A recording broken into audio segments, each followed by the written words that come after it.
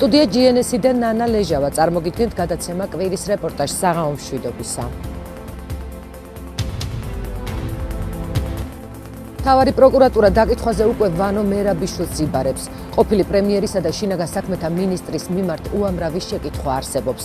ერთ-ერთი მათგანი დავით ცინდელიანის საქმე იქნება, რომელიც 2008 წლის აგვისტოში ქართულმა სპეცსამსახურებმა გაიტაცეს და დღემდე უგზო უკლოდ დაკარგულად მიიჩნევა. კვირის რეპორტაჟი ცინდელიანის საქმეს წლების განმავლობაში სწავლობდა. არსებობს ეჭვი, რომ თავდაცვის სამინისტროს უფროსი სერჟანტის როინ შავაძის მსგავსად ცინდელიანი ჯაშუშობის ბრალდებით დახვრიტეს, თუმცა ოჯახს ბოლო დრომდე გამოძიება არ წმუნებდა, რომ მათი შვილი ცოცხალია. ნათია თვიძე არკვევდა, ვისი გვარები ფიგურირებს ამ სკანდალურ გატაცებაში და მიდის თუ არა კვალი კონსტიტუციური უსაფრთხოების დეპარტამენტამდე. გელოდები შვილო, უდანაშაულო დაშტილი, უგზო უკლოდ დაკარგული ჩემი დავითი დედა. დამიბრუნდი შვილო, შენ დანაშაული არაფერი არა გაქვს, ვინ გაგწირა ასე შვილო. 4 წელი და 3 თვეა შვილის ცარიელ საწოლს ეფერება და იმედს არ კარგავს, რომ დათოს ცოცხალს კიდევ ნახავს.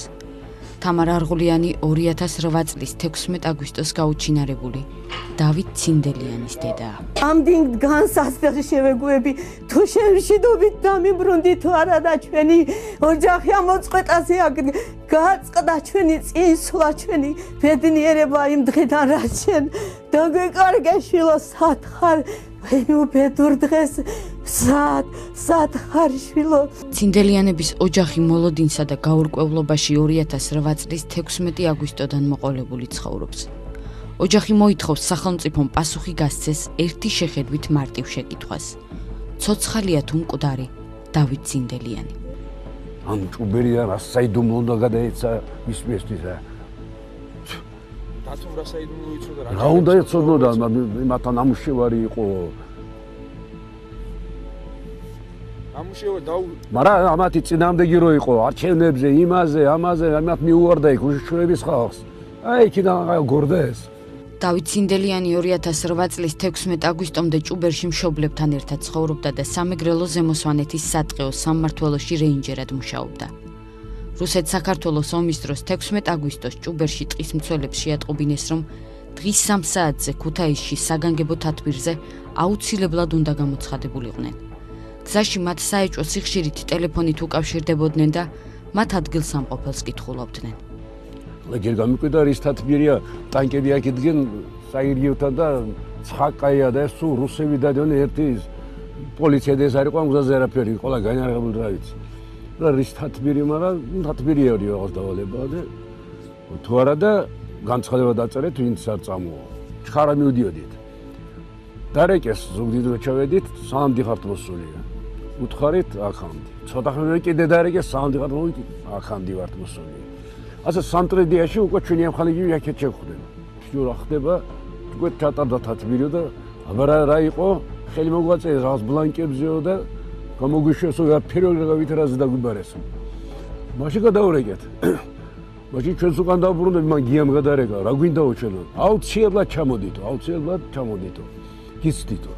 ახლა სამართლის უფროსი ესენი ყოლა და გიცდიდნენ. და ჩამოსული იყო ლაშაჭკადოა ჩვენ დეპარტამენტის უფროსი, მისი მოადგილე ამინაშვილია ბადრი, ესენი რეკავდნენ. ქუთაისის ერთ-ერთ ცენტრალურ ქუჩაზე, სადაც ვიდეო თვალით აღჭურვილი ობიექტებიც იყო, სატყეო სამმართველოს ზუსტი მისამართის გასაგებად ჭუბერელმა ტყის მცველებმა მანქანა გააჩერეს. ამ დროს მათ ავტომობილს წინა და უკანა მხარეს 2 ავტომანქანა ამოუდგა. იქიდან სამოქალაქო ტანსაცმელში ჩაცმული პირები გადმოხდნენ და გზავრების ვინაობა იკითხეს. ამის შემდეგ მათ მანქანიდან მხოლოდ დათო ცინდელიანი გადაიყვანეს. მამამ ზაურ ცინდელიანმა, რომელიც საკუთარი შვილის გატაცების თვითმხილველი იყო, იკითხა სად მიყავდათ. მათ უპასუხეს, რომ გაყოლოდნენ სამმართველოში და ტერიტორია სწრაფად დატოვეს. ცინდელიანის მამამ და მეგობრებმა გაკიდება გადაწყვიტეს, მაგრამ ავტომანქანის გასაღები ამოცლილი დახვდათ. მუშურობამ დაავალას, რომ მოეწვია თათბირი ამის დაჭერის გულის, იმიტომ რომ ზუგდიდანში რას დაჭერა თელ რუსობა იქ იდგა. აქეთ კი ტანკები იდგენ და ქუთაისს აქეთ. და ქუთაისში მინდო დაგვიბარეს. და ის ბლანკები, რაც ხელი მოაწერეს, ამის დაესწრო თათბირს. მე ჩვენი მღამეს იქ დავრჩით, იმიტომ რომ უკან არ წამოვედით, ვეძებდით. და ის სამართალოში მივედით და იქ დავრჩით და შემთხვევით იმ ოთახში შევედით. და ბლანკები აყრია ასე, ხაბულწერლია მათი, ისე არ ჭირდებოდა ეს ბლანკები. 16 აგვისტოდან დავით ცინდელიანი გაქრა. გამოძახებულმა პატრულმა მაშინ ოჯახს უთხრა, რომ ყველა გზა გადაკეტილი იყო და დავით ცინდელიანს აუცილებლად იპოვიდნენ.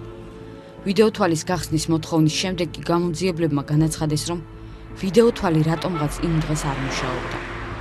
ოჯახს ახლობელმა მეორე დღესვე მიაწოდა ინფორმაცია, რომ დათო ქუთაისიდან პირდაპირ თბილისში კონსტიტუციური უსაფრთხოების დეპარტამენტის შენობაში გადაიყვანეს.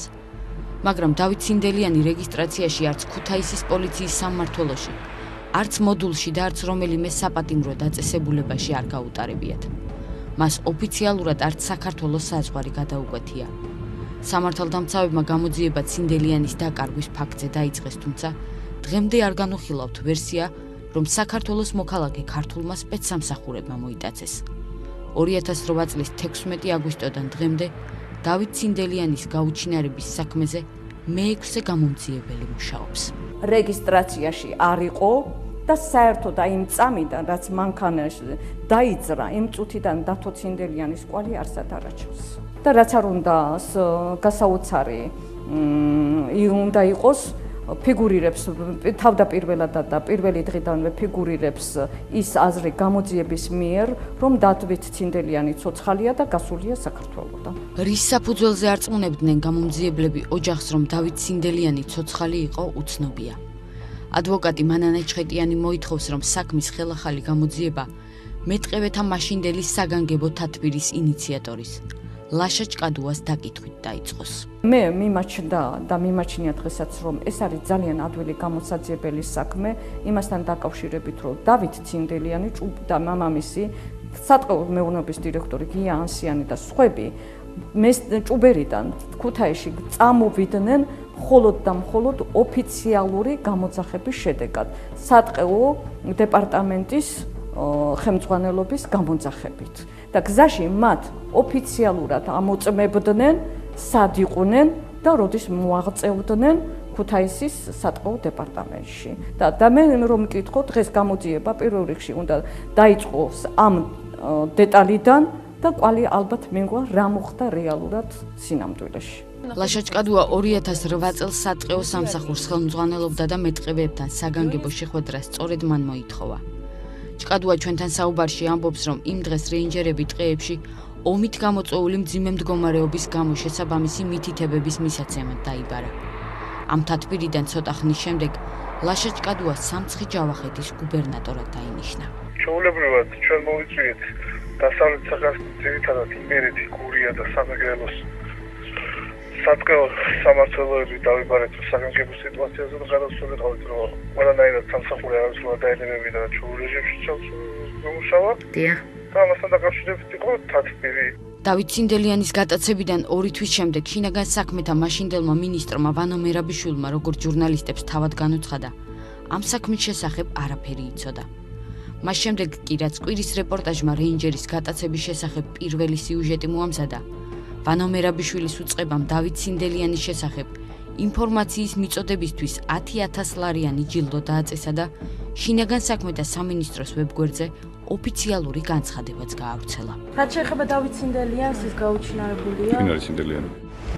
დავით ცინდელიანის ოჯახი ვარაუდობს, რომ ქართული სპეცსამსახურების დაინტერესების ერთ-ერთი ვერსია შესაძლოა კოდორის ხეობაში ემზარ კვიციანის დის, ნორა კვიციანის ოჯახთან კონტაქტი გამხდარიყო, რადგან კოდორელ ნათესავებს დავით ცინდელიანი ტელეფონით ხშირად უკავშირდებოდა, მათ შორის 2008 წლის ომის დროსაც. დავით ცინდელიანის გაუჩინარების დაუდასტურებელი კიდევ ერთი ვერსია ისიც ანონიმურ წყაროზე დაყრდნობით, ისევე როგორც შინაგან საქმეთა და იუსტიციის სამინისტროებს 2010 წელს ჩეხეთში მცხოვრებმა ქართველმა ემიგრანტმა გიორგი ალანიამ კვირის რეპორტაჟსაც მიაწოდა, სადაც ის დავით ცინდელიანის ბათუმში ჩაყვანისა და მისი მკვლელობის შესახებ საუბრობდა. აგვისტოს ომის დროს კუდმა ერთ-ერთი სატელეფონო საუბრის გაშიფვრის დროს დავით ცინდელიანის სიტყვები ამოიღო, სადაც ცინდელიანი ერთ რუს გოგოსთან საუბრისას ბორჯომის ხეობაში ქართული ტანკების თაობაზე საუბრობს. იმ ინფორმაციიდან, რომელსაც მე ვფლობ, ეს გოგოსთან ლაზღანდარებისას წამოსცდა. კუდმა ამ სატელეფონო საუბარს შპიონაჟის კვალიფიკაცია მისცა. დავით ცინდელიანი გარემოს დაცვის ინსპექციაში მუშაობდა და პრინციპში მეტყევეებისგან ჰქონდა ეს ინფორმაცია, ასე რომ ამის გამო სამხედრო საიდუმლოების გამჟღავნება დაბრალდა. თბილისიდან ქუთაისში დავით ცინდელიანის დასაკავებლად კუდის სპეცრაზმი გაიგზავნა. ცინდელიანი სამსახურში თათბირზე დაიბარა თავისმა უფროსმა და როდესაც მანქანა გააჩერა, კუდის თანამშრომლებმა მანქანიდან გამოათრიეს და თბილისის მიმართულებით წაიყვანეს. ამ დროს ცენტრალური გზატკეცილი სენაკი თბილისი ოკუპირებული იყო. ამიტომ სპეცრაზმი დაკავებულთან ერთად ახალციხე ბოგდანოვკა წალკის შემოვლით გზით თბილისისკენ გაიმგზავრა. ამ დროს კი პირველი დაკითხვა გზაზე განხორციელდა, სადაც დავით ცინდელიანმა აღიარა, რომ ეს რუსი გოგო რამდენიმე წლის წინ გაიცნო და რომ ეს ინფორმაცია საუბრისას წამოწდა, მაგრამ არა შპიონაჟის მიზნით. მოკლედ შპიონაჟი არ აღიარა. კუდის სპეცნაზი გზაში იყო, როდესაც ბრძანება მიუვიდათ ბათუმისკენ შეტრიალებულიყვნენ და დაკავებული დავით ცინდელიანი ჩაეყვანათ ბათუმში. სპეცნაზში ამ ბრძანებამ გაკვირვება გამოიწვია, მაგრამ ბრძანება შეასრულეს.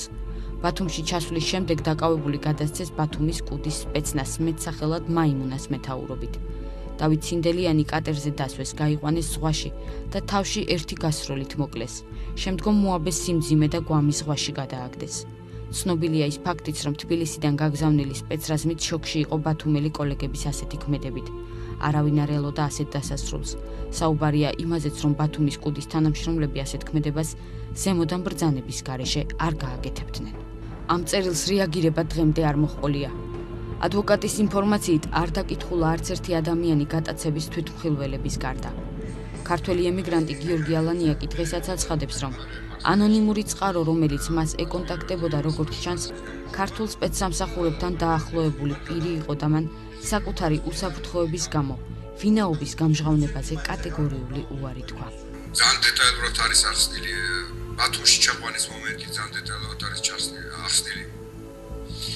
თვითონ მკვლელობის მომენტი, რომ უბრალოდ ეს როგორ მოხდა და რანერად იყო მოცილებული გამიტასის შემდეგ რა. ფაქტობრივად ესე იგი წერიდან გამომდინარე ისჭება შტაბეშტილება, რომ ადამიანი ან მანდი იყო თვითონ ან დააქვს ეს ინფორმაცია პირდაპირ იმ ადამიანისგან, ვინც მან თვითმხილველი იყო რა. ასეთი დეტალებში მე არ ამგონი, რომ ვინმე მახსნას ეს. ის საკმარისია აი რაღაცა მიახლოებით მიქიქებაც კი რომ მიხვდნენ, რომ ეს ჩემი გამოგზავნილი არის ასე. ამ შემთხვევაში უბრალოდ ეს იგი სიკვდილი არ ამცდება. თუ ეს ვერსია სინამდვილეა, მაშინ ისმის შეკითხვა. ვინ გააგზავნა დავით ცინდელიანის სახელით წერილი გატაცებიდან 10 დღეში ერთ-ერთ სოციალურ ქსელში? ჩვენ მოგაწოდეს ინტერნეტ მიმოწერა 16 აგვისტოს გაუჩინარებულ დავით ცინდელიანსა და ერთ-ერთ ქალბატონს შორის. წერილები 2008 წლის 23 და 25 აგვისტოთი თარიღდება. ერთ-ერთ წერილში ქალბატონს თითქოს დავით ცინდელიანი პასუხობს.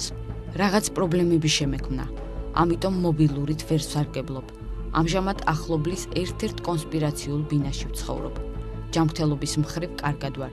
მიხარია რომ გახსოვარ და არ დამივიწყე. აბა კარგად.